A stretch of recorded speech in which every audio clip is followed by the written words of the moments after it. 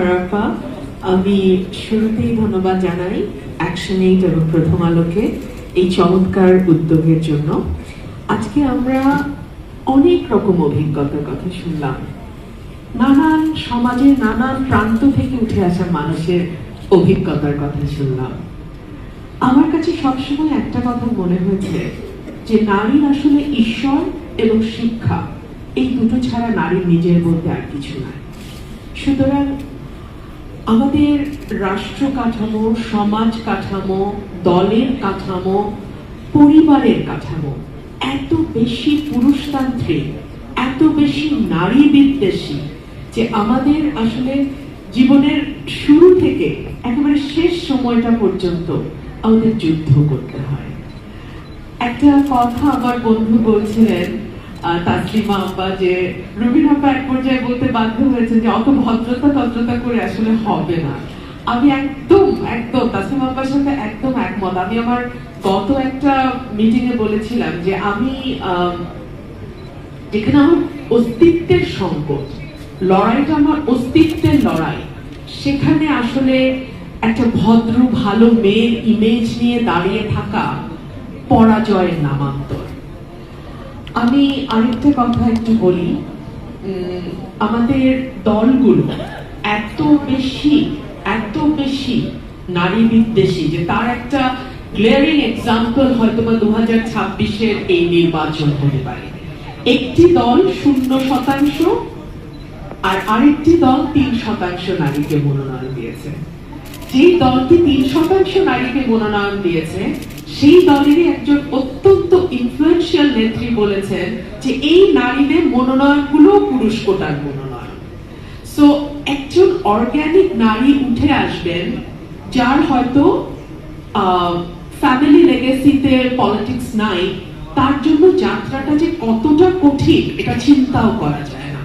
হয়তো আমার বাবা রাজনীতিতে না থাকলে আমিও রাজনীতি করতাম কিনা সেটা জানি না, কিন্তু যেহেতু রাজনীতিতে এসেছি এবং রাজনীতিটা করছি, আমার অনুরোধ থাকবে যে আমরা রাষ্ট্র বদলাবো, আইন আনবো, সব ঠিক আছে, কিন্তু আগে আমাদের পরিবারগুলোর মধ্যে সেই সচেতনতাটা তৈরি করতে হবে যাতে পরিবারে একজন নারী ডিসক্রিমিনেশন বা বৈষম্যের শিকার না হন।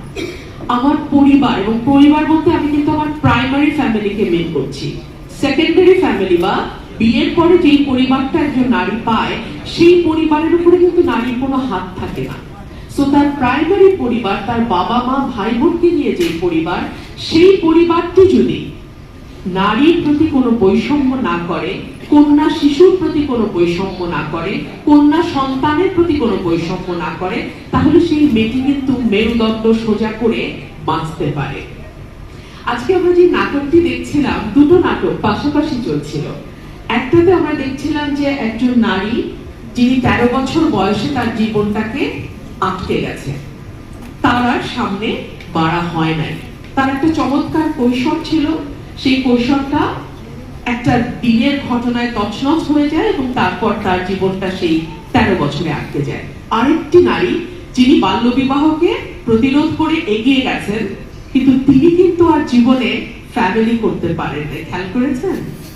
আমরা শক্তিশালী নারীকে বোন হিসেবে দেখতে পছন্দ করি, কন্যা হিসেবে দেখতে পছন্দ করি, কিন্তু পার্টনার হিসেবে শক্তিশালী নারী কিন্তু আমাদের ভালো লাগে না।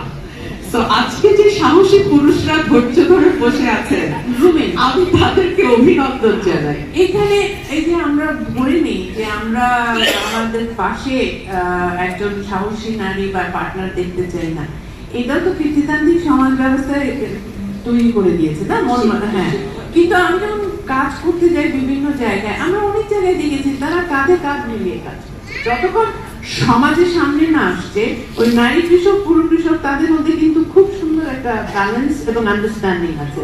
একজন স্কুল টিচার এবং তার হাজবেন্ডের মধ্যে প্রাইমারি স্কুল ঘর থেকে নিচে দুজন করছে, কিন্তু যখনই সে সমাজে পা দিচ্ছে এবার তুই তো বউয়ের কাজ করে দিস। একদম তো এটা কবে চেঞ্জ হবে?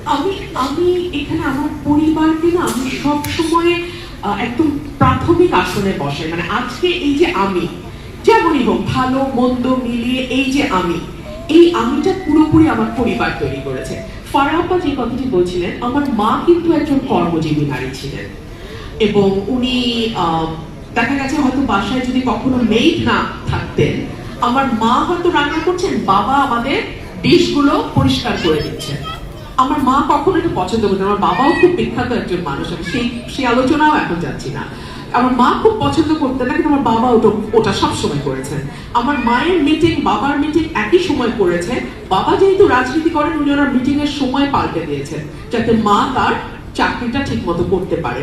আমি বলছি সেই শতকের মানুষদের কথা। আমার বাবার জন্ম 1928 সালে, আমার মায়ের জন্ম 1937 সালে। সো এই পুরনো মানুষদের মধ্যে আমি যতটুকু উদারতা এবং সম্মান, পারস্পরিক সম্মান দেখেছি, এটা আমি এখন আর দেখি না। এবং এখন তো সমাজ গত 18 মাসে আরো বেশি পিছিয়ে ছিল। ঈশ্বরকে ধন্যবাদ যে সেই পিছিয়ে পড়া বাংলাদেশে আমরা আটকে পড়িনি, সামহাও আমরা বেরিয়ে গেছি। এবং আমি এই কৃতিত্বটা আমার 52% নারী ভোটারকে দেব। তারা কিন্তু ব্যালটের মাধ্যমে বুঝিয়ে দিয়েছে যে আমরা এটি মানতে আর রাজি না।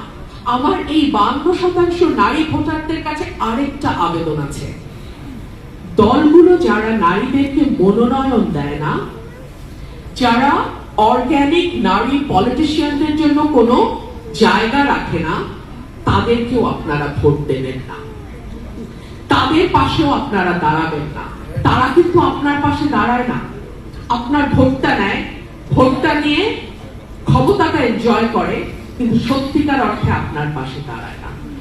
আর আমার কিশোর কিশোরী ভাই বোনদের প্রতি আমার একটা অনুরোধ থাকবে, নিজের জীবনটা আগে গড়ে তোলো। নিজের জীবনের প্রতিটা মুহূর্তকে আগে কাজে লাগাও, সো দ্যাট পরবর্তী জীবনে গিয়ে তোমার জীবনের সিদ্ধান্ত তুমি নিজেই নিতে পারো। সবার ভাগ্য অত সুপ্রসন্ন হয় না যে তার পাশে তার পরিবার থাকবে কিংবা সমাজ রাষ্ট্র তার পাশে থাকবে। সো তাদের জন্য আমার অনুরোধ থাকবে, তোমরা আগে নিজেরা নিজেদের পাশে থাকো। নিজেরা যখন নিজেদের পাশে থাকবে, অটোমেটিক্যালি তোমরা বাস্তবতা পরিবর্তন করতে পারবে। বাস্তবতা পরিবর্তন করা যায় এবং এর অনেক উদাহরণ আমাদের চারপাশেই আছে। ধন্যবাদ সবাইকে। আপনাকে অনেক ধন্যবাদ। আপনি আমাদের অনুপ্রেরণা যোগাতে থাকেন, আমরা নিশ্চয়ই আপনাদের সঙ্গে পথ চলবো। আর দেশটা আমাদের, আমার মনে হয় আমি একটা মেসেজে দিব বাংলাদেশের নারীদের, দেশটা আমাদের, আমাদেরকে নিজেদের জায়গা করে